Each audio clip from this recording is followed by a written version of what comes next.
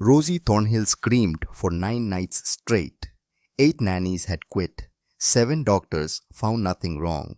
The billionaire's daughter was breaking and no one knew why. The pediatric specialists at Greenwich Medical ran every test modern medicine could offer. Blood panels, brain scans, sleep studies, genetic screenings. Each result came back the same. Normal, healthy, fine. But Rosie Thornhill, 3 years old, with her mother's dark curls and her father's grey eyes, was not fine. She woke at 2 in the morning every morning screaming until her voice cracked. She refused food. She wet the bed. She rocked in corners, arms wrapped tight around a stuffed rabbit that had seen better days. The doctors prescribed anxiety medication for a toddler. The therapists suggested behavioral modification. The nannies, one after another, packed their bags and walked out the mansion's front door muttering about impossible children and parents who didn't understand discipline. Preston Thornhill stood in his daughter's doorway on a Tuesday morning in late October watching her sleep. His phone buzzed in his pocket. Tokyo, Shanghai, London. The world demanded his attention, but all he could see was the small body curled into a defensive ball even in sleep. His wife Catherine would have known what to do. Catherine had always known. But Catherine had been gone for 2 years, killed by a drunk driver on a rainy Wednesday evening, and Preston had been lost ever since. He left for the airport at dawn. Who always left for the airport at dawn. Lorelei Winters walked into the Thornhill mansion expecting to clean floors. What she found was a child crying behind locked doors and a fiancé who smiled too perfectly. The estate sat on 5 acres of manicured Connecticut landscape, hidden behind iron gates and ancient oak trees. The kind of place that appeared in architectural magazines, with captions about American success and generational wealth. Lorelei had seen the photos online when the employment agency sent her the listing. Live-in housekeeper, private quarters, generous salary, background check required. She needed the job, needed it like drowning people need air. 20 months ago, her daughter Emmeline had drowned in a neighbor's pool during a birthday party. 5 years old, blonde pigtails and a gap-toothed smile gone in the time it took Lorelei to refill a juice cup. The grief had swallowed everything. Her marriage, her home, her will to exist. She'd spent a year in a fog moving through days like a ghost until her sister finally sat her down and said the words that hurt because they were true. Living for Emmy means living. So Lorelei lived. She took the job. She packed her single suitcase and rode the bus north from New Haven, watching autumn leaves blur past the window. She told herself this was forward motion, progress, survival. The mansion's front door opened before she could knock. A woman stood in the doorway, tall and elegant, in a cream cashmere sweater and tailored slacks. Dark hair pulled into a sleek bun, diamond earrings catching the morning light. Vivian Blackwood extended a hand, her grip firm and brief. "You must be Lorelei. Right on time. I appreciate punctuality." Vivian's expression was pleasant, but controlled like a mask worn for so long it had become a second face. Lorelei recognized it immediately. She'd seen it before in hospital waiting rooms and funeral homes. The look people wore when they wanted you to stop asking questions. "The quarters are through the back," Vivian said, leading her through a foyer with marble floors and a crystal chandelier. "You'll have a private bedroom and bath, meals in the main kitchen. Preston travels extensively, so I manage the household. Any questions come to me first." Her heels clicked against the marble with military precision. Everything about Vivian Blackwood was precise. Her posture, her words, the way she touched nothing as she walked as if the house might contaminate her.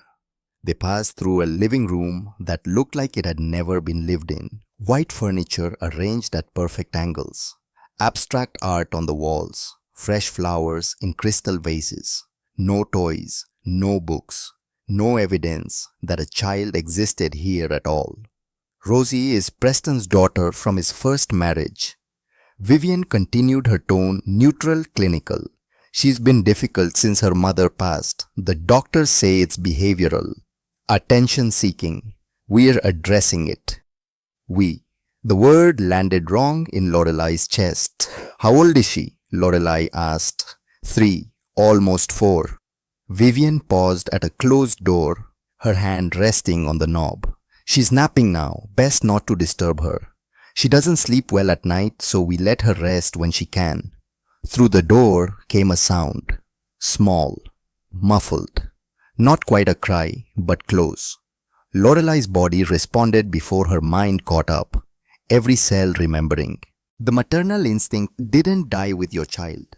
It lingered, phantom limb syndrome of the heart, reaching for someone who wasn't there anymore. Is she all right? The words came out before Lorelai could stop them.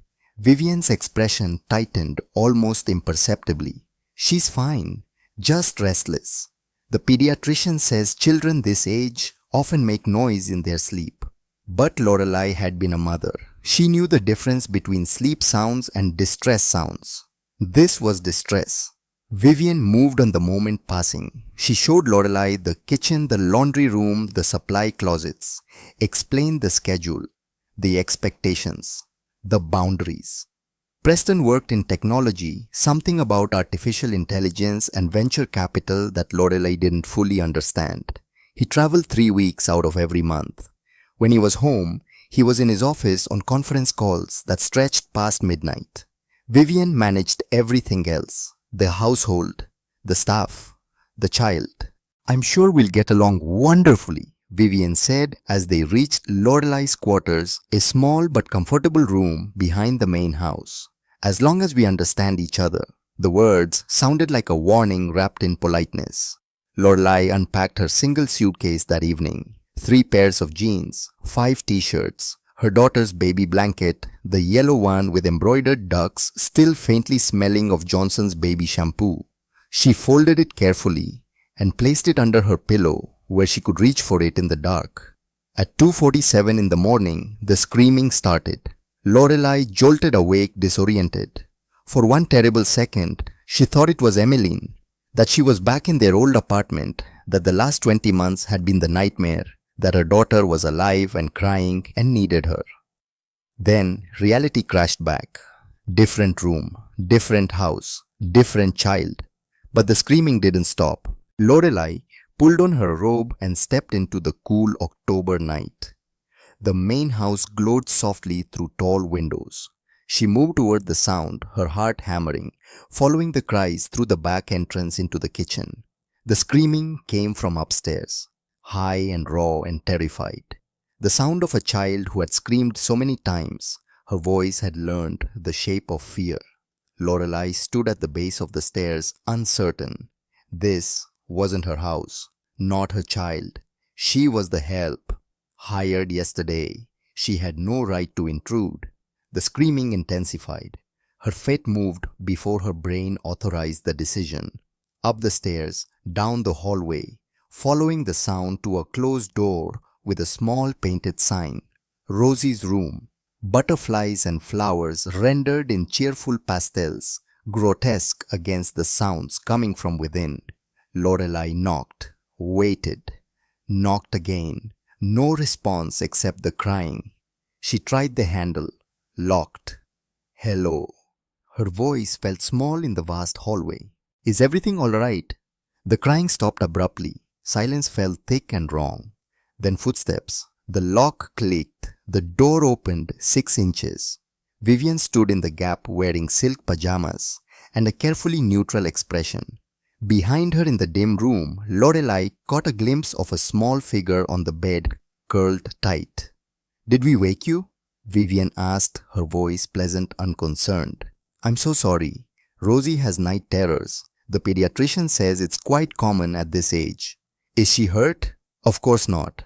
The practiced calm held steady. She's just overtired. Children can be so dramatic when they want attention. Best to let her settle on her own. Coddling only reinforces the behavior.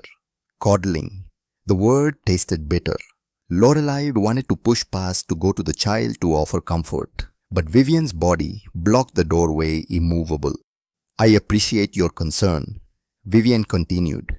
But I've been managing Rosie's care for 18 months. I know what she needs. You focus on the housework. I'll handle the child. The door closed. The lock clicked back into place. Lorelei stood in the hallway as the crying resumed, softer now, defeated. She pressed her palm against the door, feeling the vibration of small fists pounding from the other side. She went back to her room. She didn't sleep. The next morning, Lorelei met Rosie properly. The child sat at the kitchen table, small and still in a wrinkled nightgown.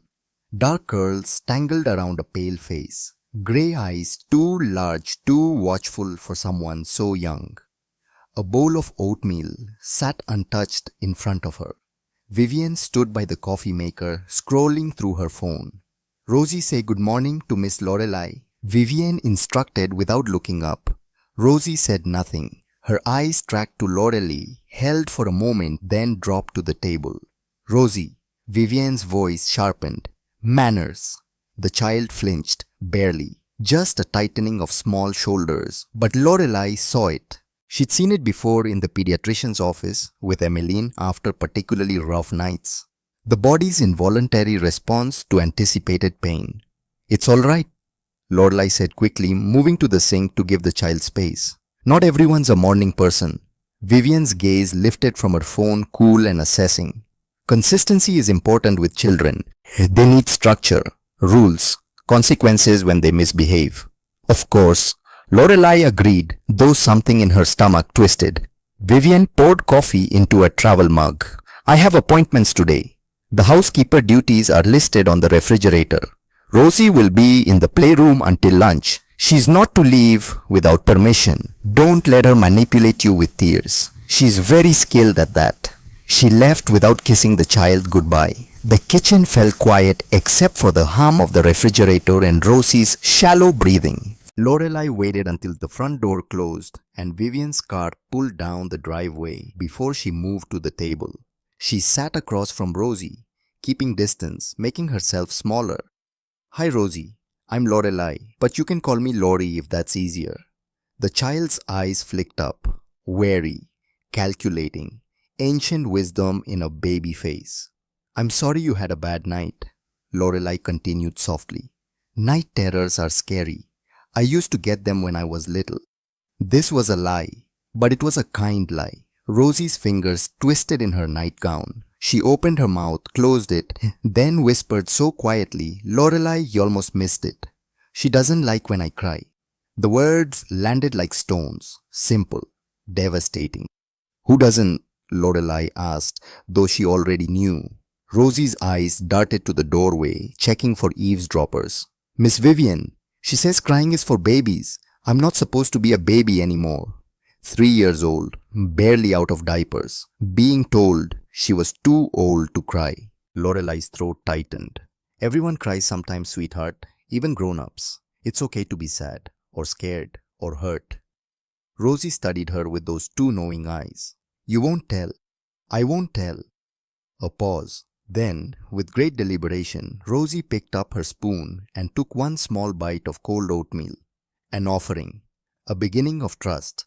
They sat together in the morning light, a grieving woman and a frightened child, finding each other in the wreckage. The days fell into a pattern. Lorelei cleaned. Vivian managed. Rosie existed in the spaces between them, quiet and careful, moving through the mansion like a ghost in her own home.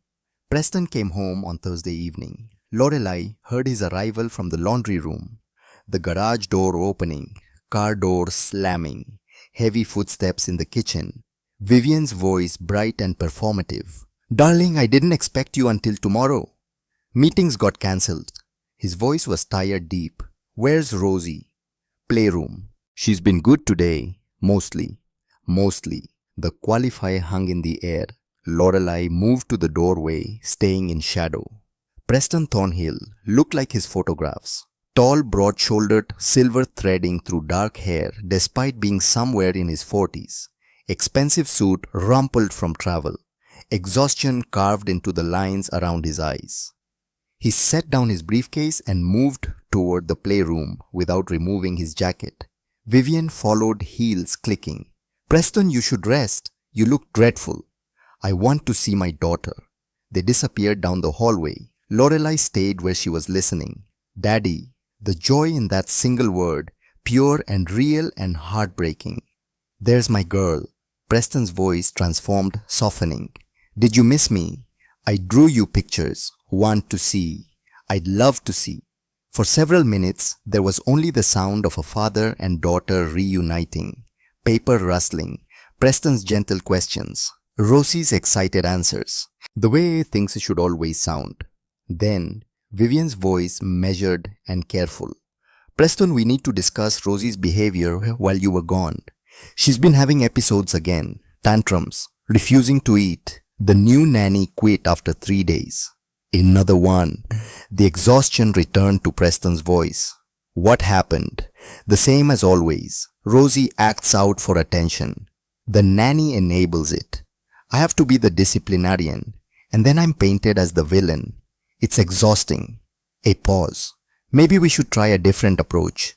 We've tried 7 different approaches. 8 nannies, 3 therapists. The pediatrician says it's her personality. Some children are simply more difficult than others. Lorelai's hands clenched around the dish towel. She wanted to interrupt to defend the child who couldn't defend herself. But she'd been there 4 days. Vivian had been there 18 months. Who would Preston believe she went back to folding laundry? But she listened, always listening. That night, after Preston retired to his office for conference calls, and Vivian went to her book club, Lorelai found Rosie alone in the playroom. The child sat surrounded by toys she wasn't playing with, holding her worn rabbit, humming a tuneless melody. "Hi, sweetheart," Lorelai said from the doorway. "Mind if I join you?" Rosie looked up surprised. Adults didn't usually ask permission to enter her space. "Okay." Lorelai sat on the floor, her back against the wall, giving Rosie control of the distance between them. They existed in comfortable silence for several minutes. Then Rosie spoke. "My mommy died." The words were matter of fact, testing, watching for Lorelai's reaction. "I know," Lorelai said gently. "I'm very sorry. Miss Vivian says I shouldn't talk about mommy. It makes daddy sad. Sometimes people think not talking about sad things makes them go away, but that's not really how it works." Rosie considered this. "Do you have a mommy?" "I do, and I had a daughter. Her name was Emmeline. She died too." The words still hurt to say. They probably always would, but Rosie's eyes widened, recognizing a fellow traveler in grief. "Does talking about her make you sad?" "Yes," Lorelai admitted, "but remembering her makes me happy too. Both things can be true at the same time." Rosie nodded slowly, processing this adult complexity. Then she did something that broke and healed Lorelai simultaneously. She stood up, walked over, and placed her rabbit in Lorelai's lap. "You can hold him when you're sad. He helps." Lorelai accepted the gift with reverent hands. "Thank you, Rosie. That's very kind." They sat together until Vivian's car pulled into the driveway. Then Rosie grabbed her rabbit back and retreated to the far corner of the playroom, her brief openness vanishing like it had never existed.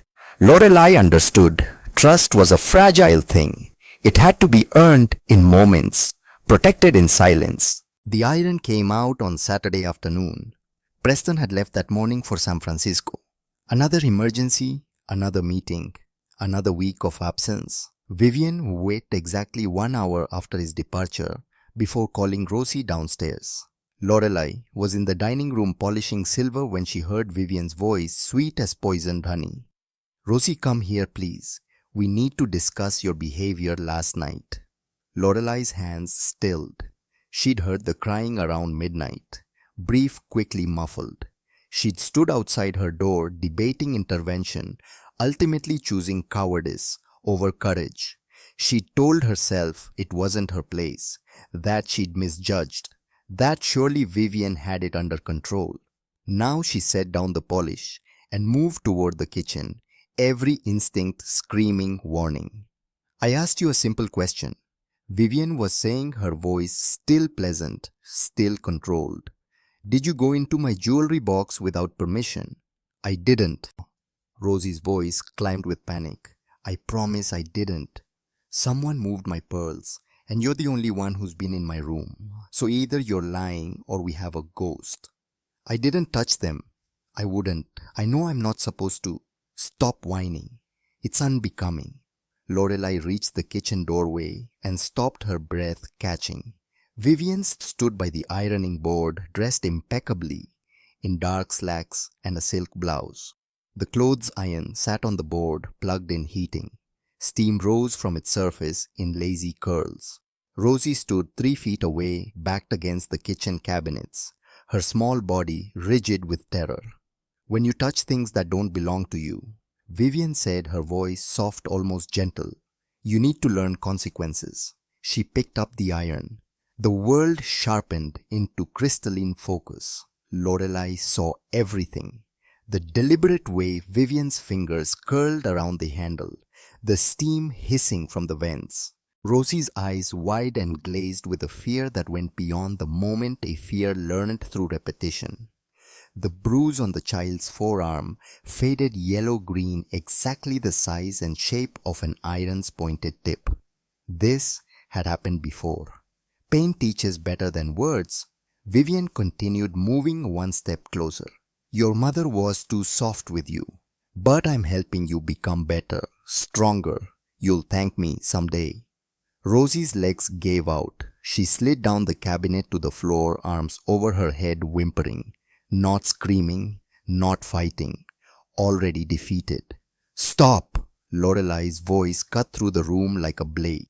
She didn't remember moving, but suddenly she was between them, her body blocking Vivian's path to the child, her hands shaking with rage and terror and absolute certainty. "Get away from her." Vivian's expression flickered, surprise, then annoyance, then cold calculation. She lowered the iron slightly, but didn't set it down. "Excuse me." "You heard me." Lorelai's voice came from somewhere deep and primal, the voice that had screamed for Emmeline in those first horrible moments at the pool. "Put down the iron and step away from this child, now. This is not your concern." Vivian's controlled demeanor held. "You work for this family. You don't question how I discipline." Discipline. The word came out strangled. "You're threatening to burn a 3-year-old child." "I'm teaching her about consequences, something her father is too weak to do." Behind Lorelai, Rosie had begun to cry. Soft hiccuping sobs that spoke of nights spent crying alone, of a body that had learned there was no comfort coming. Lorelai crouched down, keeping herself between Vivienne and Rosie, making herself a shield. She reached back blindly and felt small fingers grab onto her shirt, bunching the fabric, holding on like Lorelai was the only solid thing in a dissolving world. "It's okay, sweetheart," Lorelai whispered. "I've got you. She's not going to hurt you." "How dare you?" Vivian's voice dropped to something dangerous. "You've been here less than a week. You know nothing about this child or what she needs." "I know enough." They stared at each other across 3 feet of kitchen tile.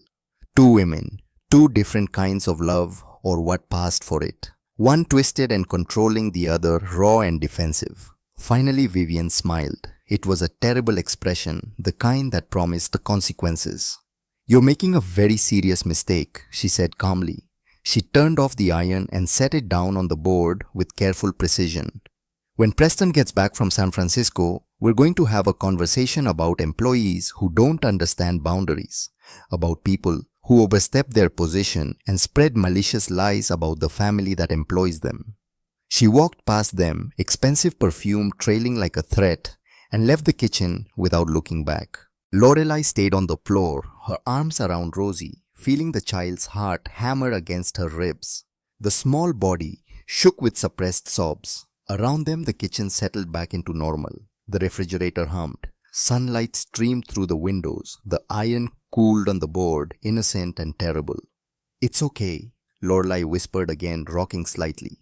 "You're safe. I promise, you're safe."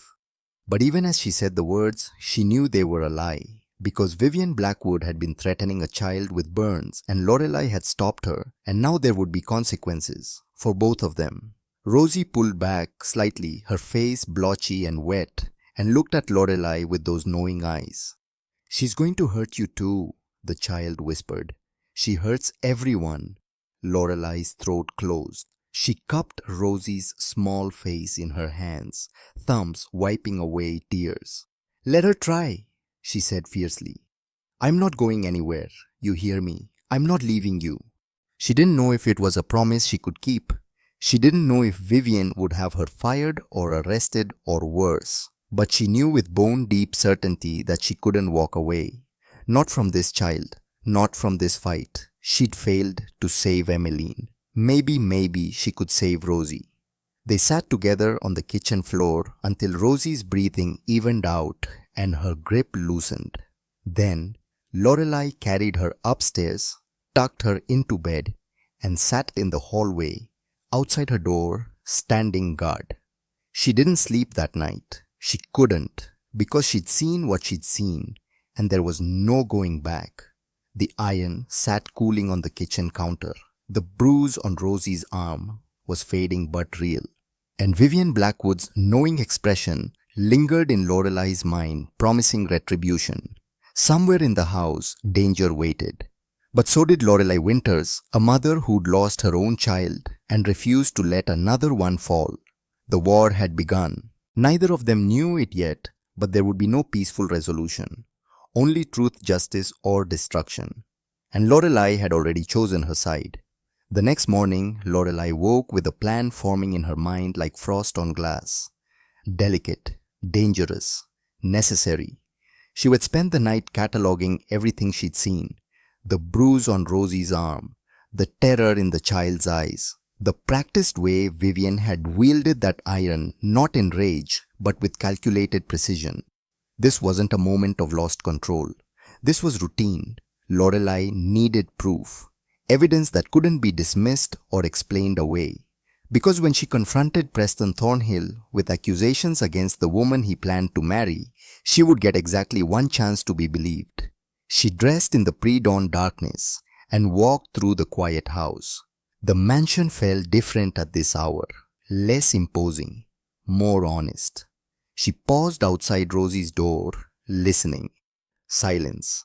The child was finally sleeping. Vivian's office was at the end of the east wing, a converted library with floor-to-ceiling bookshelves and a mahogany desk that probably cost more than Lorelei had earned in 5 years.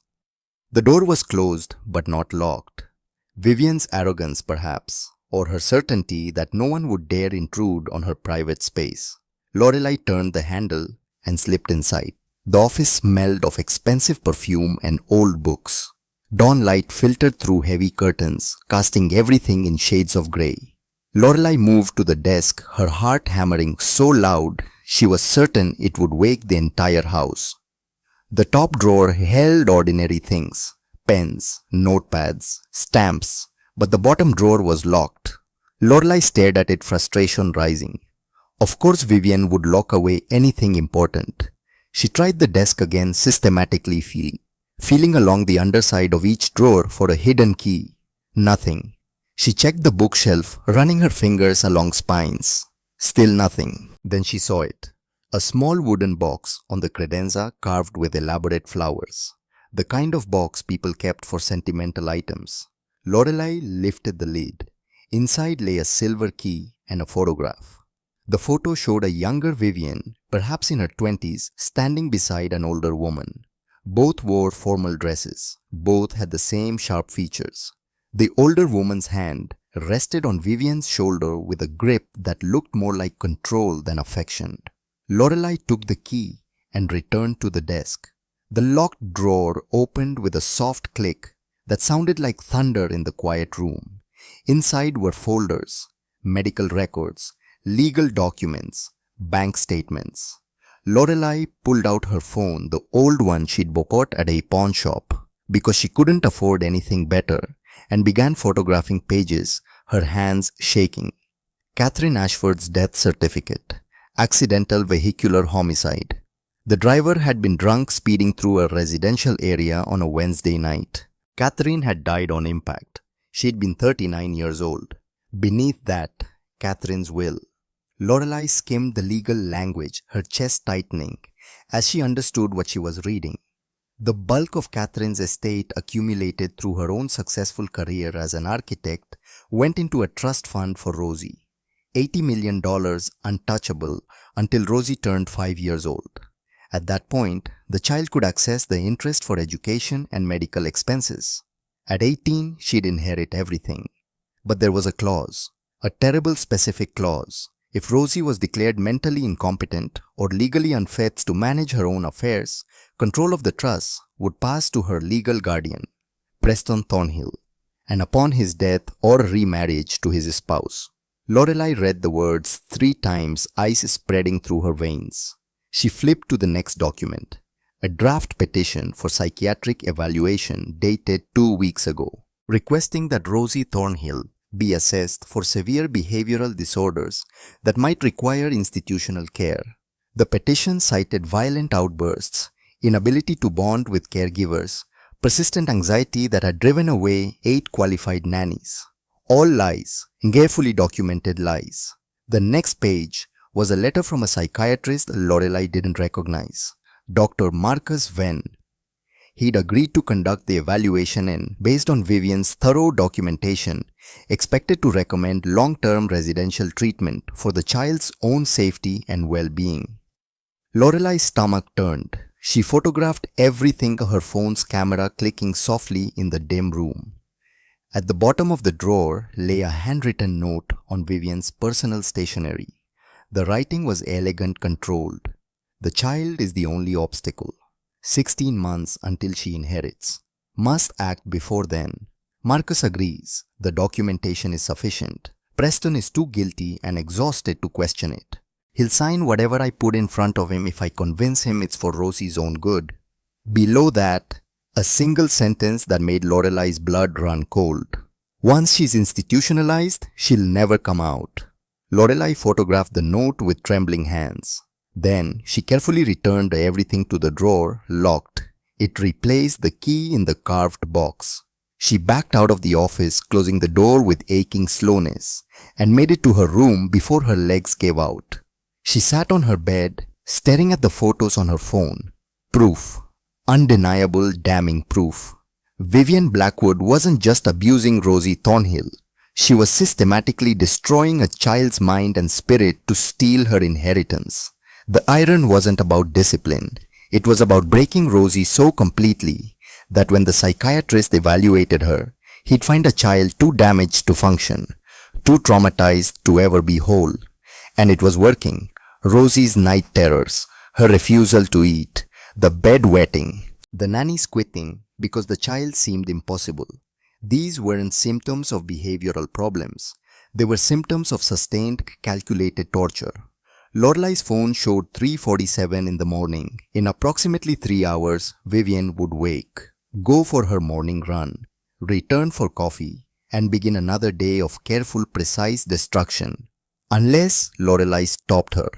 She pulled up Preston's contact information from the household directory. Her finger hovered over the call button. But what would she say, sir?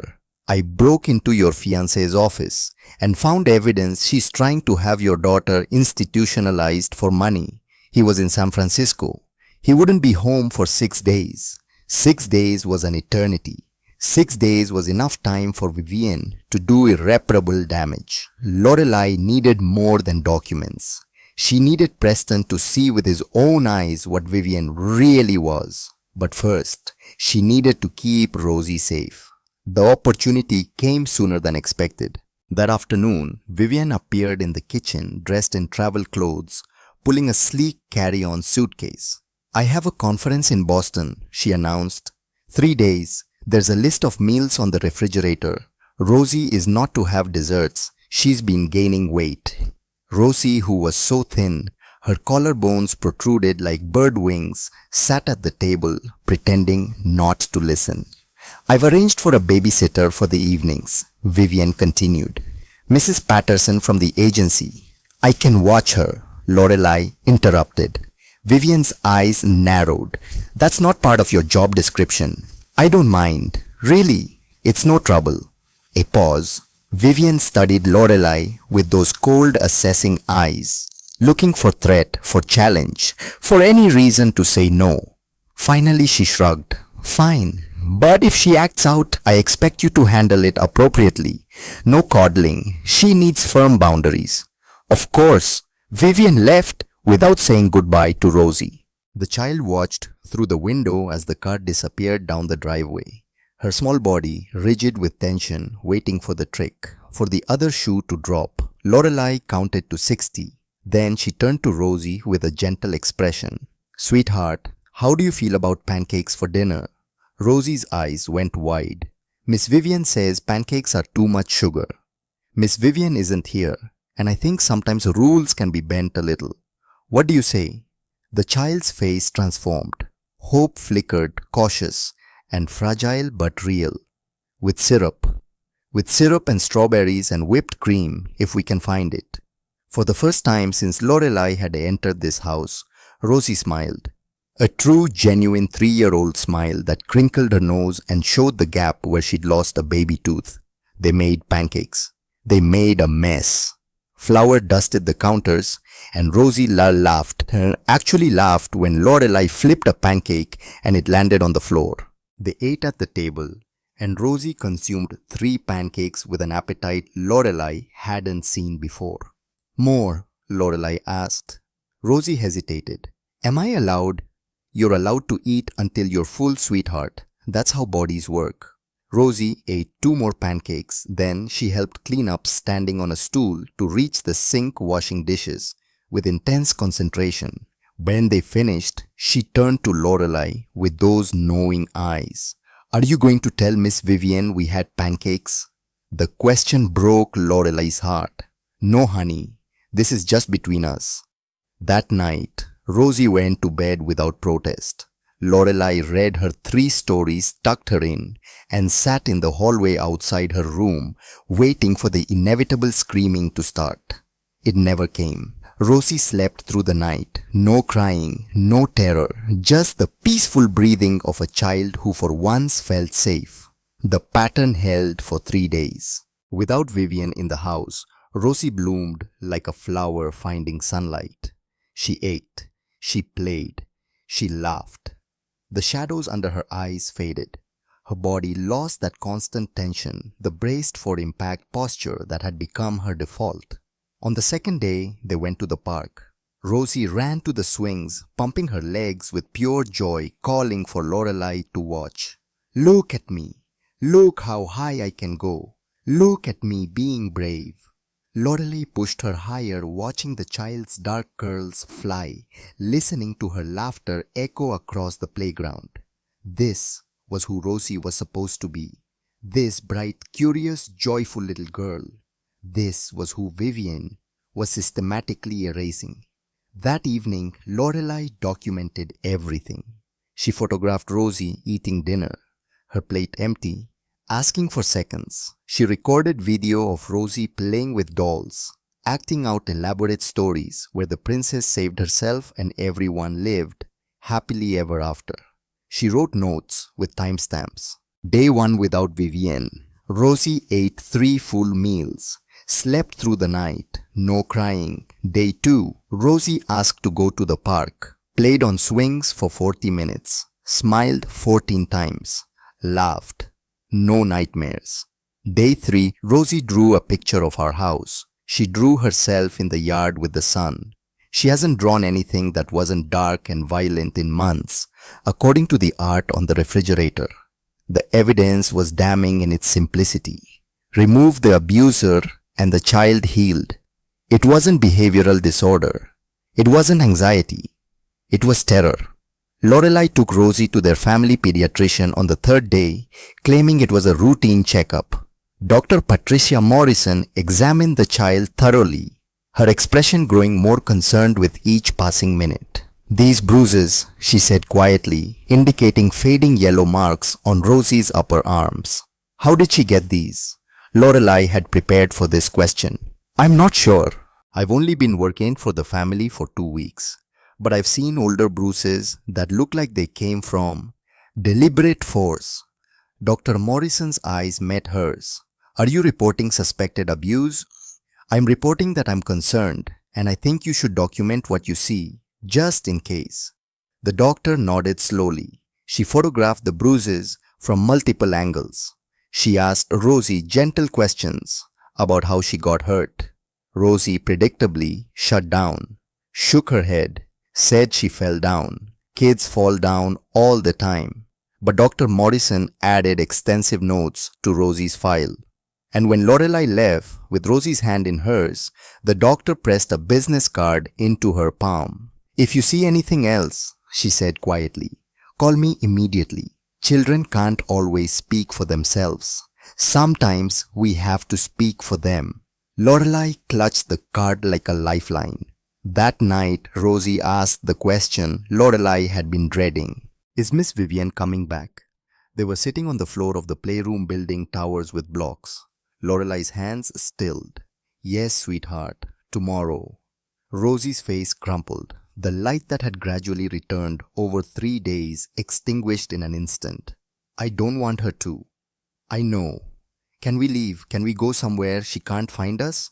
The desperation in that small voice shattered something in Lorelei's chest. She pulled Rosie into her lap, wrapping arms around her. "Listen to me, Rosie. I know you're scared, but running away wouldn't keep you safe. It would make things worse." "But she hurts me." The words came out broken. "When Daddy's gone, she hurts me. And when I tell people, they don't believe me. They think I'm bad, that I'm lying." "I believe you." Rosie looked up, tears streaming down her face. "You do. Every word. And I promise you, I'm going to make sure everyone else believes you too. But I need your help." "Can you be brave for me? How?" Lorelei took a steadying breath. "Tomorrow, when Miss Vivian comes back, I need you to try to act normal. I know that's hard, but if she thinks we've been doing things she wouldn't like, she might send me away. And if I go away, I can't protect you. Do you understand?" Rosie nodded, though fear still darkened her eyes. "Good girl. And Rosie, I need you to remember something. No matter what happens, I'm not going to leave you. Even if it looks like I'm gone, I'll come back. I promise." It was a reckless promise, one Lorelei had no guarantee she could keep. But looking at this terrified child, she couldn't offer anything less than absolute commitment. They slept in the same room that night, Rosie in her bed, Lorelei in a sleeping bag on the floor. When Rosie woke from a bad dream around midnight, Lorelei was there immediately, holding her, singing the lullaby she used to sing to Emmeline, promising safety she wasn't sure she could provide. Vivian returned at noon the next day. Lorelei heard the car in the driveway and watched from the kitchen window as Vivian emerged perfectly composed, pulling her suitcase behind her. She looked refreshed, relaxed, ready to resume her work. "I'm home," Vivian called, setting her bag in the foyer. "Where's Rosie?" "Playroom," Lorelei answered, keeping her voice neutral. Vivian moved through the house, heels clicking. Lorelei followed at a distance, every muscle tense. Rosie sat on the playroom floor, hunched over a coloring book. She didn't look up when Vivian entered, didn't acknowledge her presence, a small rebellion that wouldn't go unnoticed. "Rosie." Vivian's voice carried warning. "I said hello." The child's shoulders tightened. "Hi, Miss Vivian. Did you behave while I was gone?" "Yes, ma'am." Vivian's eyes swept the room, cataloging, assessing, looking for evidence of disorder, of rule breaking. Her gaze landed on Lorelei. "Any issues?" "None." Lorelei lied smoothly. She was wonderful. Something flickered in Vivian's expression, suspicion perhaps, or disappointment that there was no misbehavior to punish. "Good. I'm glad to hear you followed the rules." She turned to leave, then paused. "Lorelei," a word in the kitchen. Lorelei's stomach dropped, but she followed. In the kitchen, Vivian poured herself coffee with deliberate slowness. When she finally spoke, her voice was conversational, pleasant, dangerous. "You've become quite attached to Rosie. She's an easy child to care for." "Is she?" Vivian took a sip. "Interesting. The 8 nannies who quit might disagree. Maybe they didn't understand what she needed." The temperature in the room dropped 10 degrees. Vivian set down her mug and turned, her expression sharpening. "And you do. After 2 weeks, I understand frightened children. I understand what trauma looks like. Trauma. Vivian's laugh was hollow. You've been reading too many parenting blogs. Rosie isn't traumatized. She's spoiled. Her mother indulged every whim, and now she expects the world to cater to her. Her mother died when she was barely a year old. Exactly. She doesn't even remember Catherine. This acting out is manipulation. She's learned that tears and tantrums get her attention. Lorelai bit back the response burning on her tongue. Instead, she asked carefully, has she always been this way, or did the problems start at a specific time? Vivian's eyes narrowed. What are you implying? Nothing. Just wondering about the timeline. For a long moment, they stared at each other. Two women who understood each other perfectly. Lorelai knew that Vivian was dangerous, and Vivian knew that Lorelai knew.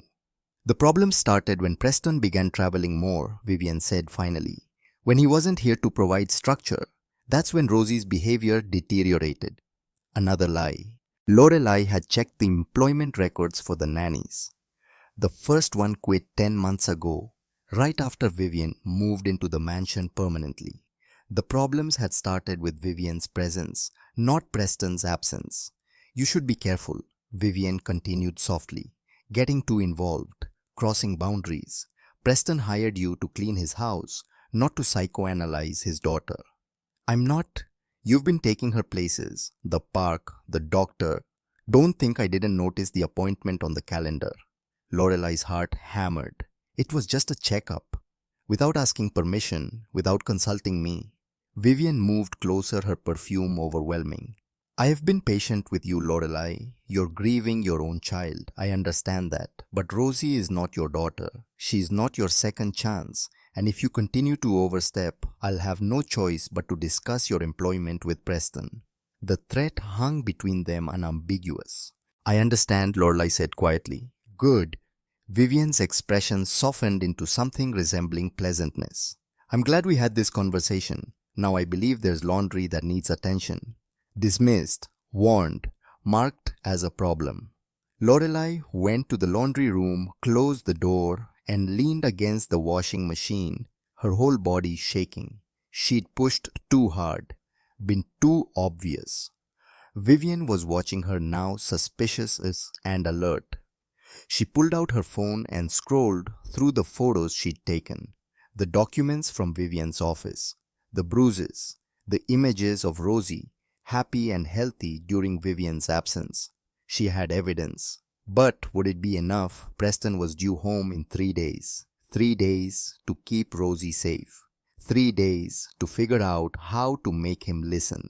3 days felt like forever. That night, the crying started again. Lorelai lay in her bed, listening to Rosie's sobs echo through the house. She waited for someone to go to the child, for Vivian to at least check on her. But the crying continued uninterrupted for 30 minutes. Finally, Lorelai couldn't stand it anymore. She left her room and climbed the stairs to Rosie's door. It was locked from the outside. She knocked softly. Vivian, no answer. She knocked louder. The crying inside the room intensified. Open the door, Lorelai said, trying to keep her voice level. Still no response. Lorelai tried the handle again, harder this time. Vivian, the door is locked. Rosie needs to learn to self-soothe. Vivian's voice came from down the hall, calm and unconcerned. The therapist recommended it. Let her cry it out. She'll fall asleep eventually. She's terrified. She's manipulating you. This is exactly what I warned you about. Lorelai's hands clenched on the doorknob. Every instinct screamed at her to break down the door, to go to that child. But Vivian stood in the hallway, watching, waiting for Lorelai to give her a reason to have her fired. Go back to your room, Vivian said. Or I'll call Preston right now and tell him his new housekeeper is interfering with Rosie's treatment plan. Lorelai had no choice. She went back to her room, but she didn't sleep. She listened to Rosie cry for another hour before exhaustion finally claimed the child. And she made a decision. Tomorrow she would set a trap. She would get undeniable proof of what Vivian was doing. And she would make damn sure Preston Thornhill saw the monster he'd invited into his home. The next afternoon, while Vivian was at her Pilates class, Lorelai went to the neighbor's house. Mrs. Brennan was a widow in her 70s who'd lived next door for 40 years. She answered the door with a warm expression. "Lorelai dear, what a nice surprise. Mrs. Brennan, I need to ask you something unusual. Do you still have that old video camera? The one you mentioned?" The older woman's demeanor shifted to concern. "I do. Why?" Lorelai hesitated, then decided honesty was the only option. "I think Rosie Thornhill is being abused, and I need to prove it." Mrs. Brennan studied her for a long moment. Then she went inside and returned with a small digital camera, older model but functional. "My late husband used this for bird watching. Battery still holds a charge. Records up to 2 hours. She pressed it into Lorelai's hands. "Be careful. People who hurt children don't like being caught." "Thank you." That evening, Lorelai set up the camera in Rosie's room. She hid it on a bookshelf angled toward the bed, partially concealed behind a stuffed elephant. The red recording light was dim enough to miss if you weren't looking for it. Vivian had scheduled bedtime for 7:30. Preston was still in San Francisco. The house was quiet. Lorelai told Vivian she was going to run errands, then slipped out the back door. But instead of leaving, she circled around and hid in the garden, watching Rosie's window. At 7:30, exactly the light in Rosie's room turned on. Through the sheer curtains, Lorelai could see Vivian's silhouette moving around the bed. She couldn't hear what was being said, but she could see Rosie's small form, rigid and still. The light stayed on for 20 minutes, then went dark. Lorelai waited another 30 minutes before sneaking back inside. She went straight to Rosie's room. The door was locked again, but she'd anticipated that. She'd found a spare key in the utility room earlier. She unlocked the door as quietly as possible and slipped inside. Rosie was awake, curled in a ball under her blankets. When she saw Lorelai, she gasped. "Shh!" Lorelai whispered. "It's just me." "You came back. I told you I would." Lorelai moved to the bookshelf and retrieved the camera. "Go back to sleep, sweetheart. Everything's okay." She crept back out, locked the door behind her, and went to her room. Her hands shook as she connected the camera to her laptop. The file was 2 hours long. She fast-forwarded it to 7:30. The video showed Vivian entering Rosie's room with a small plastic bucket. She set it on the floor beside the bed. Steam rose from it. "Bath time, Rosie," Vivian said, her voice sweet as poison. "I already had a bath," Rosie replied, her voice small. "Not a real bath, a special bath for girls who forget their place." The camera captured everything. Vivian forcing Rosie's hand into the bucket filled with water hot enough to scald. Rosie screaming. Vivian holding her wrist in place for 15 seconds while the child begged and sobbed. "This is what happens when you whisper to the help," Vivian said calmly. "When you make me look like the villain. Do you understand?" Rosie was crying too hard to answer. "I asked you a question." Yes, I understand." Vivian released her hand. Rosie pulled it back, cradling it against her chest, whimpering. The skin was bright red. "Good. Now go to sleep. And remember, no one will believe you. They never believe bad little girls who tell lies." She left the room, turned off the light, and locked the door from the outside. Lorelai sat frozen, staring at the screen. She'd known it was bad, but hearing that child's screams, seeing Vivian's calm cruelty, she ran to the bathroom and vomited. When she could breathe again, she copied the video file 3 times, one to her phone, one to a cloud storage account, one to a flash drive she kept in her pocket. Then she called Preston Thornhill. He answered on the 3rd ring, his voice tired. "Hello. Mr. Thornhill, it's Lorelai Winters. I need you to come home. Now. Tonight." A pause. "What's wrong? Is Rosie hurt?" "Yes, she is. And I have proof of who's hurting her." "What are you talking about?" "I'm talking about Vivian. I have video evidence of her scalding your daughter's hand tonight. I have documents showing she's planning to have Rosie institutionalized to steal her inheritance. And I have 3 days of documentation showing that when Vivian isn't here, Rosie is a completely different child. Silence stretched. Then Preston's voice low and dangerous. If you're lying to me, I'm not lying. And if you don't come home right now, I'm calling the police myself. Another pause. I'll be there in 5 hours. He hung up. Lorelai sat in the dark, her heart pounding. She'd lit the fuse. Now she just had to survive until Preston arrived. She went to Rosie's door and sat in the hallway outside her back against the wall. A guard, a sentinel, a woman who'd failed to save her own daughter but would die before she let this one fall. The house settled into silence around her. Somewhere downstairs, Vivian slept peacefully, certain of her control, but the trap was set, the evidence was secured, and in 5 hours, everything would change. Lorelai closed her eyes and whispered a prayer to whatever God might be listening. Please, let me have been fast enough. Let the proof be enough. Let this child be saved. In her pocket, the flash drive felt like salvation, or a grenade with the pin already pulled. The helicopter landed on the Thornhill estate at 1:17 in the morning. Lorelai heard it before she saw it, the thump of rotors, cutting through darkness, growing louder, violent with urgency. She stood at the window of her small room watching the aircraft descend onto the back lawn like a mechanical bird of prey, its searchlight sweeping across perfectly manicured grass. Preston Thornhill emerged before the blades stopped spinning. He wore the same suit from his San Francisco meetings, wrinkled now his tie loosened. Even from a distance, Lorelai could see the set of his shoulders, the rigid spine of a man preparing for war. She met him at the back entrance, her laptop clutched against her chest. "Show me," he said. No greeting, no preamble. They went to the kitchen. Lorelai set the laptop on the marble counter, her hands shaking as she opened the video file. Preston stood beside her, his jaw clenched so tight she could see the muscle jumping. The video played. Rosie's screams filled the silent kitchen. Vivian's calm voice narrating cruelty. The bucket of scalding water. The child's hand held in place while she sobbed and begged. Preston's face drained of color. He gripped the counter-edged knuckles white.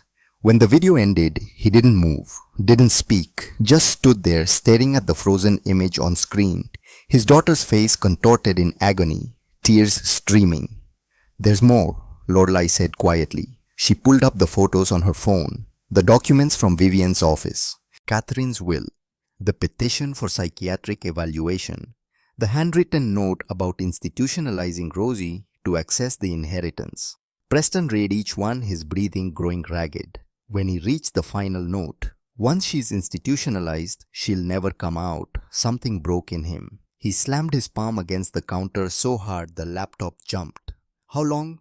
His voice came out strangled. "How long has this been happening?" "I think since Vivian moved in permanently. 10 months, maybe longer. The nannies who quit, they probably saw things too, but she's been very careful. She only hurts Rosie when you're traveling." Preston turned away, one hand covering his mouth. His shoulders shook. When he finally spoke again, his voice was barely audible. "I brought her into our home. I was going to marry her. And she was." He couldn't finish the sentence. "You didn't know," Lorelai said gently. "She's good at hiding what she is. That's not an excuse." Preston's eyes were red when he looked at her. "I should have seen it. I should have known something was wrong. All those nannies quitting, the doctors finding nothing, Rosie getting worse and worse. I thought, God help me, I thought maybe it was my fault, that she missed her mother so much, she was acting out, that I was failing her by not being here enough. That's what Vivian wanted you to think." "Well, it worked," he laughed bitterly. "I let myself believe that loving someone again would fix everything, that giving Rosie a mother figure would help her heal. Instead, I gave her a monster." Lorelai wanted to offer comfort, but didn't know how. Some sins didn't have easy absolution. Preston would carry this guilt for the rest of his life, whether he deserved it or not. "What do we do now?" she asked. Preston's expression hardened into something Lorelai hadn't seen before. Pure cold fury barely contained. Now I make sure that woman never hurts another child again. He pulled out his phone and made a call. Someone answered on the second ring. Michael, it's Preston. I need you at the house immediately. Yes, now. I don't care what time it is. Bring your recording equipment. A pause. Because I'm about to get a confession and I want every word documented. He hung up and looked at Lorelai. Michael Harrison is my attorney. He'll be here in 30 minutes. When he arrives, I want you to give him copies of everything you have. Then I want you to take Rosie and leave this house. Go to a hotel. Here. He pulled out his wallet and handed her a credit card. Use this. Don't come back until I call you. What are you going to do? Something I should have done the moment I had doubts. His jaw set. I'm going to confront Vivian, and she's going to tell me the truth, all of it. She'll lie. She'll manipulate. I know that's why Michael will be recording. That's why I'm not going to tell her about the video until after she's already buried herself in lies. Preston looked at Lorelai, and she saw something in his eyes that made her believe him. I spent 2 years building companies by knowing when people are lying to me. I just didn't want to see it with her, but I see it now. Lorelai nodded slowly. Rosie's door is locked from the outside. The key is... I know where the keys are. Preston's voice cracked. I saw the locks. Vivian said they were for Rosie's safety, to keep her from wandering at night. I believed her. You couldn't have known. I should have asked Rosie. I should have listened. He straightened, composing himself. Go get my daughter. Take her somewhere safe. When this is over, I'll call you. Lorelai went upstairs. She unlocked Rosie's door with shaking hands and slipped inside. The child was asleep finally. Her burned hand wrapped in a makeshift bandage from the bathroom. Lorelai had snuck up earlier with ointment after Vivian went to bed. Rosie, she whispered gently, touching the child's shoulder. Sweetheart, wake up. Rosie's eyes opened immediately fearful. Then she saw Lorelai and relaxed slightly. What's wrong? Nothing's wrong, but your daddy came home and we're going to go somewhere safe for a little while. Can you get dressed? Is Miss Vivian coming? No, honey. Just you and me. Rosie was dressed in 2 minutes, clutching her worn rabbit. They went down the back stairs, avoiding the main hallway. Preston met them at the bottom, and when Rosie saw him, she ran into his arms. Daddy, he scooped her up, burying his face in her hair. I'm sorry, baby. I'm so sorry. I should have been here. It's okay, Rosie whispered. You're here now. He held her for a long moment, memorizing the weight of her, the smell of her shampoo, the trust she still gave him despite everything he'd failed to protect her from. Finally, he set her down and crouched to her level. Rosie, I need you to be very brave. Can you do that for me? She nodded. Miss Lorelai is going to take you to a hotel, like a little adventure, with room service and movies. And tomorrow when you wake up, everything is going to be different. Better, I promise. You're not coming. Not yet. I have something I need to do here first. But I'll see you very soon. Rosie looked between her father and Lorelai, trying to understand. Then she asked the question that broke both their hearts. Are you going to make Miss Vivian go away? Preston's throat worked. Yes, sweetheart, I am. Forever, forever. Rosie nodded, satisfied. She took Lorelai's hand. Okay, I'm ready. The vet left through the kitchen door. Lorelai loaded Rosie into her old car, a battered sedan that looked absurd, parked beside Preston's luxury vehicles, and drove toward the nearest hotel. In the rearview mirror, she watched the Thornhill mansion recede into darkness. Whatever happened next, Rosie wouldn't have to witness it. Preston stood in the foyer waiting for his attorney, while upstairs Vivian slept peacefully in the master bedroom. The bedroom he'd shared with Catherine. The bedroom he'd let Vivian occupy because she said it would help him move on from grief. He'd been such a fool. Michael Harrison arrived 23 minutes later carrying a leather briefcase and wearing an expression of deep concern. Preston had known Michael since college, trusted him completely, had made him godfather to Rosie, though Michael lived in Boston and rarely visited. Preston, what's going on? Preston showed him everything, the video, the documents, the photos. Michael watched in horrified silence, his face growing grimmer with each revelation. Jesus Christ! He breathed when it finished. Preston, we need to call the police right now. Not yet. First, I want to hear her admit it. I want it on record in her own words what she did. Otherwise, her lawyers will claim the video is fake, that the documents are forged. I want her confession before we bring in authorities. Michael hesitated, then nodded. He pulled recording equipment from his briefcase, a small high-quality digital recorder and a video camera no bigger than a phone. I'll hide these in the living room. You confront her there. Get her talking. I'll be in the next room monitoring everything. They set up quickly professionally. The camera went behind a decorative vase on the mantel. The audio recorder under the couch cushion. Michael tested both. Perfect quality. Ready? Michael asked. Preston nodded. His heart hammered, but his hands were steady. Rage had burned through fear, leaving only cold determination. He went upstairs and knocked on the master bedroom door. Vivienne, wake up! We need to talk. Sounds of movement. The bedside lamp clicked on. A moment later, Vivienne opened the door, wearing silk pajamas, her hair perfect, despite the hour. She had always been meticulous about appearance. Preston, you're home early. She smiled, but something flickered in her eyes. Calculation. Is everything all right? Come downstairs. Now. Her expression faltered. What's wrong? Downstairs, living room. He turned and walked away, not waiting to see if she followed. He heard her footsteps behind him, quick and light. When they reached the living room, he positioned himself where the camera would capture both of them. Vivienne stood in the doorway, arms crossed. She'd put on a robe. Still composed. Still in control. Preston, you're scaring me. What's this about? I want you to tell me about Rosie. A pause. What about her? Is she difficult? Impossible. Is that why 8 nannies quit? Vivienne relaxed slightly. This was familiar territory. You know she is. I've been telling you for months. The child has serious behavioral issues. She needs professional help. What kind of help? Psychiatric evaluation. Possibly residential treatment. I've been researching facilities. Have you, Preston's voice stayed level, found any good ones? Several. There's an excellent program in upstate New York. Dr. Venn thinks she'd be a perfect candidate. Dr. Venn, the psychiatrist you've been corresponding with. Yes, I showed you his credentials. He specializes in childhood behavioral disorders. And he thinks Rosie needs to be institutionalized. Based on my documentation, yes. Preston, I know this is hard to hear, but ignoring the problem won't make it go away. Rosie is getting worse. Those night terrors, the bedwetting, the violent outbursts. She attacked me last week.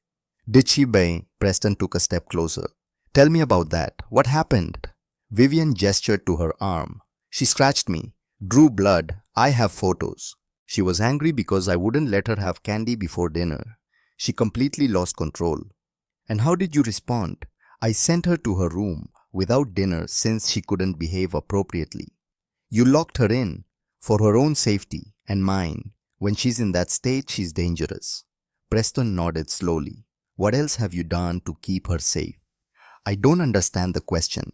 The locks on her door, the strict routines, the punishments. Walk me through your methods. Vivienne's eyes narrowed. Why are you asking this now at 2 in the morning? Because I want to understand. You've been so dedicated to managing Rosie's care.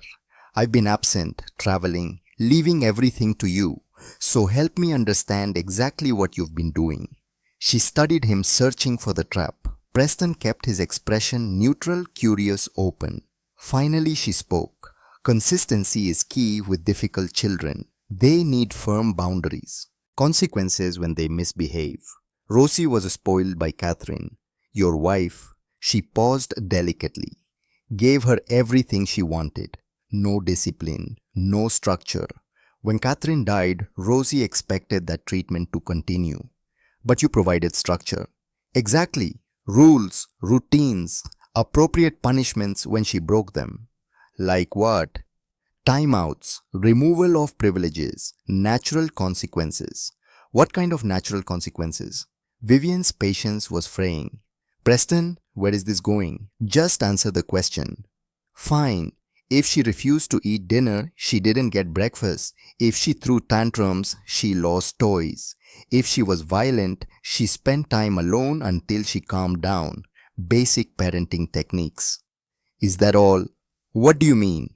I mean, were there other consequences, other methods of teaching her?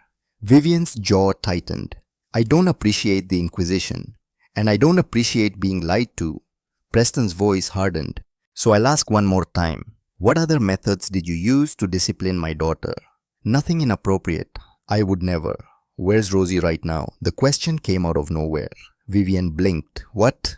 My daughter, where is she? In her room, asleep, obviously. Go check. Preston, go check. Vivian stared at him for a long moment, then turned and went upstairs. Preston heard doors opening, footsteps moving faster. Then silence. She reappeared at the top of the stairs, her face pale. Where is she? Safe, away from you. What are you talking about, Preston, if you've taken her somewhere without telling me? I'm her father. I can take her anywhere I want. He moved to the coffee table and picked up his laptop. Come down here. There's something you need to see. Vivian descended slowly, wary now. When she reached the living room, Preston turned the laptop screen toward her and pressed play. The video started. Vivian's face appeared, filling the frame. Then Rosie's voice crying. Then the bucket. The scalding water. The screams. Vivian watched for 10 seconds before lunging for the laptop. Preston pulled it back, snapping it shut. That's illegal, Vivian hissed. Recording without consent. That won't hold up in court. Connecticut is a one-party consent state. Rosie's room. Rosie's consent. Preston's voice was ice. Try again. She's 3 years old. She can't give legal consent.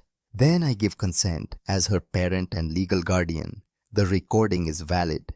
Vivian's mind worked furiously. That video is taken out of context. You don't understand what you saw.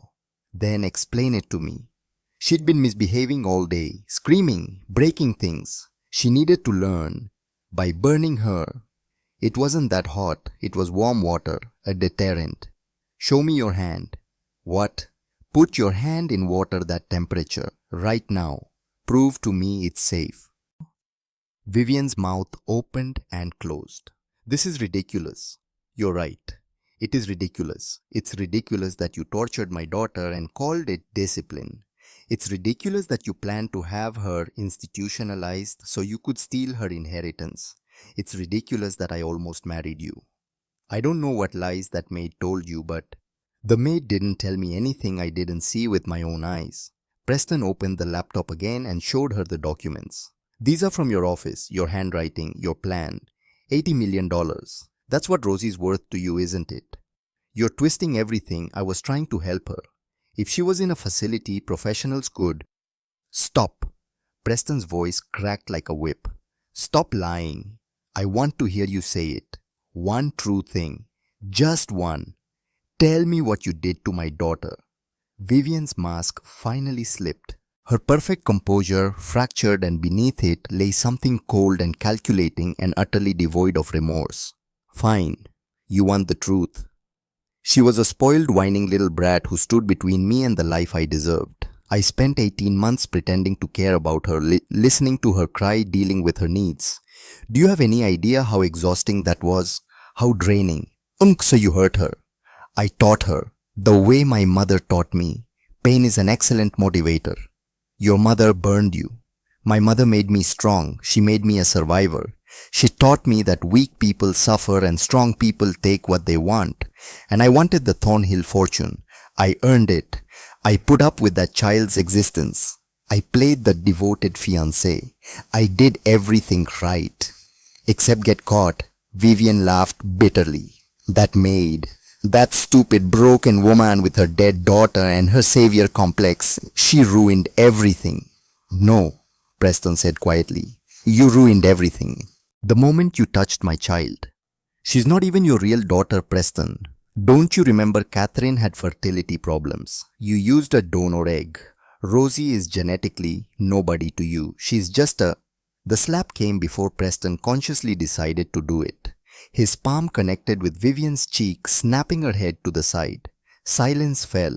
Vivian touched her face, eyes wide with shock. Then she smiled, that terrible, triumphant expression. There, you hit me. I'll have you arrested for assault. I'll tell them you've been abusing Rosie, that you're projecting onto me, that the video is fake, designed to cover your own. The front door burst open. 2 police officers entered, followed by Michael Harrison. The attorney held up his phone, where both video and audio had been streaming live to the precinct. Vivian Blackwood, the first officer said, pulling out handcuffs. You're under arrest for child abuse, attempted fraud, and conspiracy to commit false imprisonment. You have the right to remain silent. The color drained from Vivian's face as understanding crashed over her. The recording equipment, the setup, the confession she'd just given, all of it captured, all of it admissible. She looked at Preston with pure hatred. You bastard! Yeah, he agreed. I am, and you're done. They handcuffed her, read her rights, led her toward the door in her silk pajamas, and robe no longer perfect, no longer in control. At the threshold, she turned back. This isn't over. My lawyers will destroy you. I'll make sure you never see that child again. Ma'am, the second officer said tiredly, you might want to exercise that right to remain silent now. They took her away. The house fell quiet. Preston stood in the living room, watching through the window as they loaded Vivian into the patrol car. Michael approached, putting a hand on his shoulder. You okay? No, Preston said honestly, but I will be. That was a hell of a risk. If she hadn't confessed, she would have. People like her can't help themselves. They have to explain, justify, make you understand how clever they are. Well, she succeeded. We have everything we need. Michael closed his briefcase. Her lawyers will try to fight it, but with that video and her confession, they won't get far. She's going to prison, Preston. Good. There'll be a trial. Rosie might have to testify. Then I'll make sure she has the best therapist in the country helping her through it. Preston pulled out his phone. I need to call Lorelai. Tell her it's safe to come home. The maid, Michael said thoughtfully. She's the one who figured it out. She's the one who saved my daughter's life. When I missed every sign, when I failed completely. You didn't know. I should have. Preston dialed Lorelai's number, but I damn well know now. The trial began 3 months later. By then Vivian's public facade had completely crumbled. The media had gotten hold of the story. Billionaire's fiancé arrested for child abuse. The video had been leaked somehow, despite court orders. It went viral. The public was horrified, outraged. Vivian's high-powered attorneys tried everything. They claimed the recording was illegal, that Preston had coerced the confession, that Lorelai had fabricated evidence. But the prosecution had too much. Medical records showing healed burns, previous nannies willing to testify, Dr. Morrison's documentation of bruises, and most damningly, the video and audio of Vivian describing exactly what she'd done and why. The trial lasted 2 weeks. Rosie didn't have to testify in person. The judge allowed a recorded interview with a child psychologist instead. Even that was devastating. The little girl, now 4 years old, speaking in a small, clear voice about the things that had been done to her. Lorelai sat in the courtroom every day, Preston beside her. They'd become something more than employer and employee in the months since that terrible night.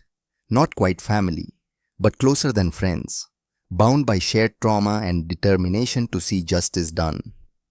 When the verdict came guilty on all counts, Preston closed his eyes and exhaled a breath he'd been holding for months. Sentencing came a week later. The judge was a woman in her 60s with kind eyes and an iron spine. Miss Blackwood, she said, looking down from the bench, you had every advantage, wealth, education, opportunity, and you chose to use those advantages to systematically torture a child, not out of ignorance, not out of mental illness, but out of pure calculated greed. Vivian stood in her orange jumpsuit, hands cuffed, face blank. The law allows me to sentence you to anywhere from 3 to 20 years. I've reviewed the evidence extensively. I've seen the video of what you did. I've read Rosie Thornhill's testimony, and I've considered your complete lack of remorse. A pause. I'm sentencing you to 8 years in state prison with no possibility of parole. Upon release, you will be registered as a child abuser. You will never be allowed to work with children again, and you will have a lifetime restraining order preventing any contact with Rosie Thornhill or Preston Thornhill. Vivian's attorneys immediately began arguing for appeal. The judge denied it. Take her away. As they led Vivian out, she looked back once at Preston. Her eyes held nothing but emptiness, no regret, no understanding of what she'd done wrong. Just rage at being caught. Preston didn't flinch. He watched until she disappeared, then turned to Lorelai. "It's over," he said quietly. "It's over," she agreed.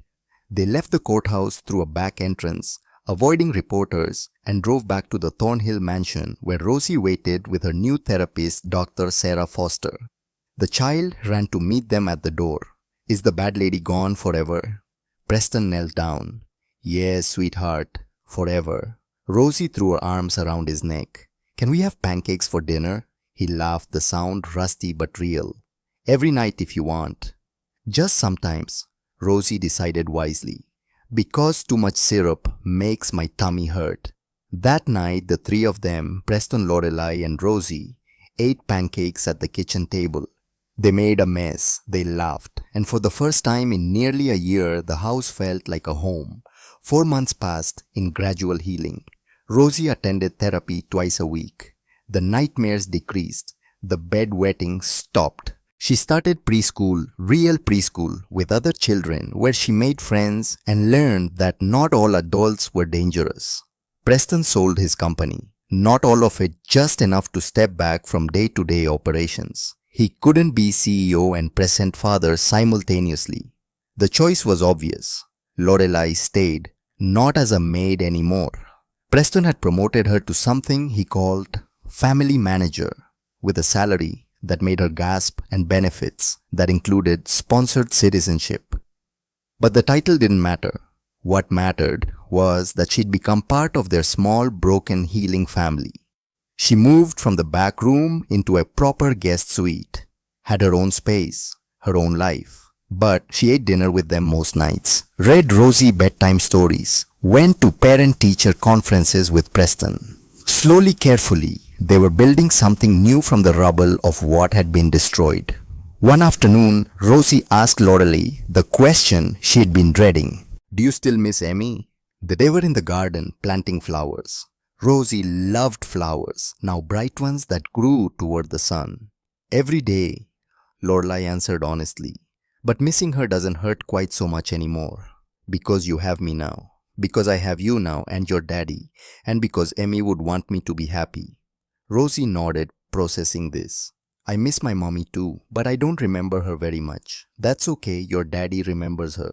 And he can tell you stories." "He does. He says mommy would have liked you." Lorelai's eyes stung. "I would have liked her too." They planted petunias in silence. Dirt under their fingernails, sun on their faces. Healing didn't happen in grand moments. It happened in small ones, in flowers and pancakes and bedtime stories, in the slow, patient rebuilding of trust. 8 months after the trial, Lorelai received an invitation in the mail. The Children's Advocacy Center was hosting their annual gala. Preston Thornhill had been named Philanthropist of the Year for his donations to child abuse prevention programs, and Lorelai Winters was being honored with the Guardian of Light Award. "I can't accept this," she told Preston, staring at the invitation. "I'm not a hero. I just did what anyone would do." "No," Preston said firmly. "You did what no one else did. 8 nannies walked away. 7 doctors missed the signs. I was blind. You were the only one brave enough to stand between a child and danger. You deserve recognition." "I don't want recognition. I just wanted Rosie safe." "I know. That's exactly why you deserve it." The gala was held at the Fairfield Luxury Hotel, a sprawling complex with crystal chandeliers and views of the Sound. Lorelai wore a dress Preston had bought her over her protests, elegant navy blue, simple but beautiful. She felt like an imposter. Rosie attended with them, wearing a yellow dress she'd picked out herself. She was excited, bouncing on her toes, holding both Preston's hand and Lorelai's as they entered the ballroom. The ceremony was overwhelming. Speeches, videos, testimonials from families who'd been helped by the center's programs. When they called Lorelai's name, she walked to the stage on shaking legs. The presenter was the judge who'd sentenced Vivian. She smiled warmly as she handed Lorelai the Crystal Award. "This honor goes to someone who embodies what it means to be a guardian," the judge said into the microphone. Lorelai Winters wasn't Rosie Thornhill's mother. She wasn't a social worker or police officer. She was a housekeeper who'd lost her own child to tragedy. But when she saw another child in danger, she didn't look away. She didn't tell herself it wasn't her business. She documented, she reported, and she stood between that child and harm even when it meant risking everything. Applause filled the room, Lorelai's vision blurred with tears. "Ms. Winters, would you like to say a few words?" Lorelai looked out at the crowd, hundreds of faces, strangers. Then she saw Preston and Rosie in the front row. Rosie waved, grinning. "I don't have a speech prepared," Lorelai said, her voice shaking. "I'm not good at public speaking, but I want to say something to anyone out there who's in the position I was in. If you see a child suffering, speak up. Report it. Document it. Don't tell yourself it's not your place or that you might be wrong. Because children can't always protect themselves. They need adults to be brave for them." She paused, looking directly at Rosie. "I couldn't save my own daughter, but maybe because of that loss, I recognized what was happening to Rosie. Maybe my grief gave me eyes to see her pain. I don't know. What I do know is that saving her saved me too. Gave me purpose again. Gave me hope." She raised the Crystal Award. "This isn't just mine. It belongs to every person who chooses courage over comfort, who speaks up instead of staying silent. Thank you." The applause was deafening. Lorelai stepped down from the stage, and Rosie ran to her, wrapping small arms around her waist. "You were so brave up there," Rosie whispered, "just like you were brave for me." Lorelai knelt down, cupping the child's face.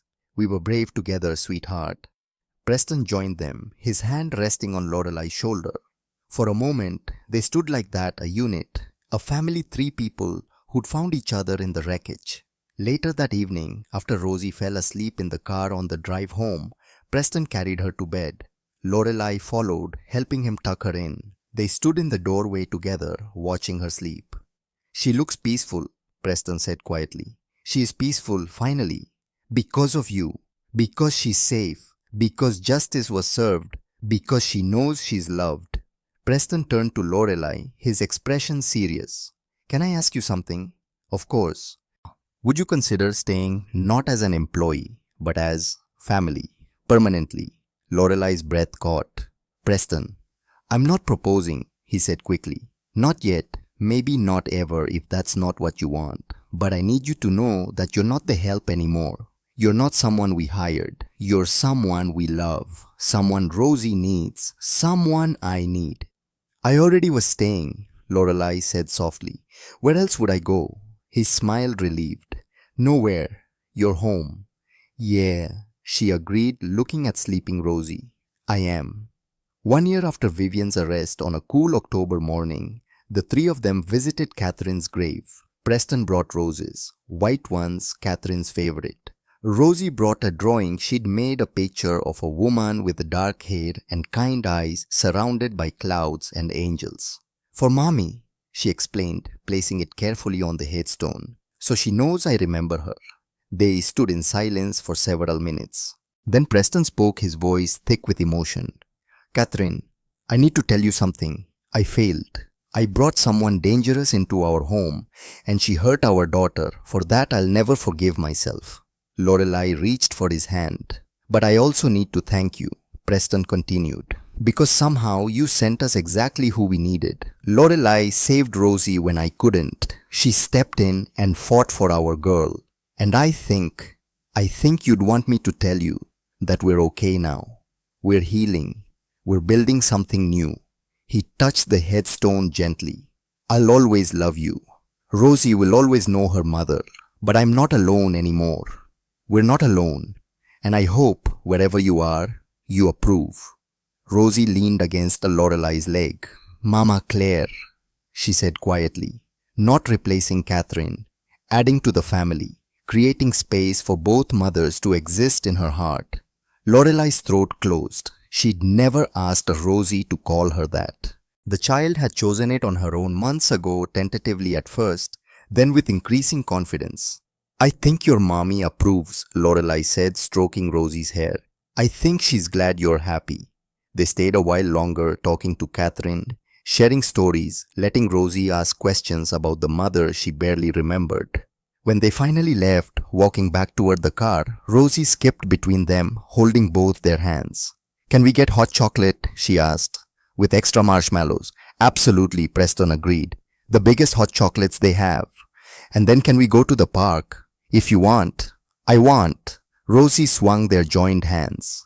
"I want to go really high on the swings today, higher than I've ever gone before."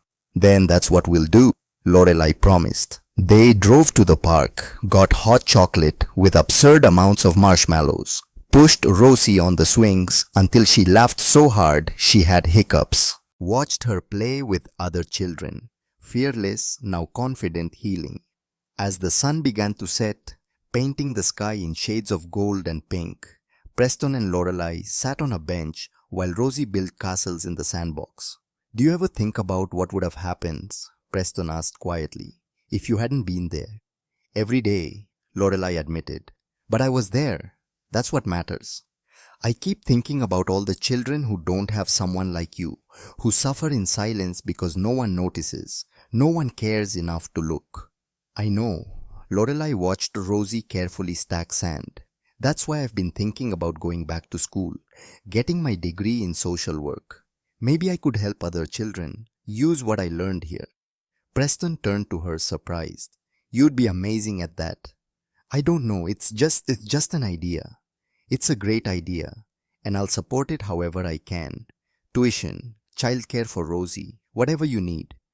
"I can't ask you to." "You're not asking, I'm offering." He met her eyes. "You saved my daughter Lorelai. There's nothing I wouldn't do for you," she smiled. "Then I guess I'm going back to school." Rosie ran over, then covered in sand, grinning. "Look what I made." They admired her castle, lopsided but proud, with a flag made from a stick and a leaf. "It's beautiful," Lorelai said. "What's it called?" Rosie thought for a moment. "The Happy Castle, where everyone is safe and no one is scared." "Perfect," Preston said, lifting her into his arms despite the sand. "That's exactly what it should be called." They walked back to the car as twilight settled over the park. Three people who'd been broken and lost, who'd found each other in the worst possible circumstances, who'd chosen to build something new from the pieces. The happy castle, Lorelai thought, where everyone is safe and no one is scared. It wasn't just Rosie's sandbox creation. It was what they'd built together, what they protected every day, what they'd defend with everything they had. Vivian Blackwood sat in her cell counting days. 8 years, 7 years, and 8 months remaining. She would get out eventually. And when she did, but that was a story for another time. Tonight, in a house that had once held a darkness, lights glowed warm against the evening. Inside, a father read his daughter a bedtime story while a woman who'd lost everything and found something better listened from the doorway. And they lived happily ever after. Preston read, closing the book. "Not ever after," Rosie corrected sleepily. "Just for today. Tomorrow, we get to be happy again." "You're right," Preston agreed, kissing her forehead. "Every day is a new chance to be happy." Lorelai turned off the light. They left Rosie's door open, no more locks, no more fear, and went downstairs together. Some heroes wore capes, others wore aprons, and carried broken hearts that somehow still knew how to love. Some families were born. Others were forged in fire and survived to tell the tale. This was theirs. Imperfect, scarred, real. And in the end, that was enough.